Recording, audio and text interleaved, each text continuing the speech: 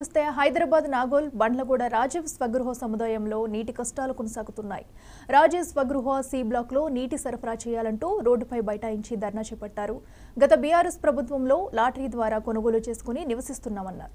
BRS ప్రభుత్వం హయాంలోనే కోటి రూపాయలపైనే ఉన్న నీటి బకాయిలు ఉన్నాయని, ఈ నెల 20వ తేదీ వరకు బిల్లులు చెల్లించాలని, చెల్లించిన పక్షంలో నీటి సరఫరా నిలిపివేస్తామని వాటర్ బోర్డు అధికారులు హెచ్చరించారు. పెండింగ్ నీటి బకాయిలు చెల్లించకుండా గత ప్రభుత్వం తమకు ప్లాట్లు అంటగట్టిందని నివాసితులు ఆగ్రహం వ్యక్తం చేస్తున్నారు.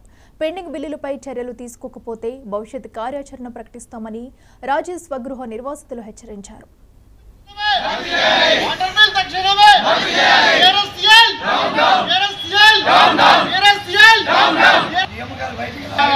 నాకు రాజీవ్ స్వగృహాలు అవుట్ స్టాండింగ్ అమౌంట్ ఉన్నా కానీ చెప్పకుండా అమ్మేశారు. మాకు 78 లక్షలు అవుట్ స్టాండింగ్ ఉన్నా కానీ మాకు చెప్పకుండా మాకు ఒక రకంగా దగా మోసం చేశారు. ఆ బిల్లు పెరుగుకుంటా ఇప్పుడు 1,10,00,000 అయింది. ఆ బిల్లు వాటర్ వర్క్స్ డిపార్ట్మెంట్లో వచ్చేసేసి కంప్లీట్ వాటర్ డిస్కనెక్షన్ చేస్తా అని చెప్పి లీగల్ నోటీస్ రెడ్ నోటీస్ ఇచ్చడం జరిగింది. వాళ్ళు మేము రిక్వెస్ట్ చేస్తే 5 డేస్ ఎక్స్టెండ్ చేశారు. ఈ నెల 20 డేట్ లోపు 1,10,00,000 కట్టకపోతే వాటర్ వర్క్స్ డిపార్ట్మెంట్ వాళ్ళు మొత్తం వాటర్ బంద్ చేస్తానని చెప్పి హెచ్చరించడం జరిగింది. దీని గురించి మాకైతే ఎవరైతే అమ్మారో బిల్డర్ రాజీవ్ స్వగృహాలను నిలదీసినామో చాలామంది రాష్ట్రరకంగా పోయి గౌరవ జీఎం గారిని మా మొత్తం ఎజెండా వివరించడం జరిగింది.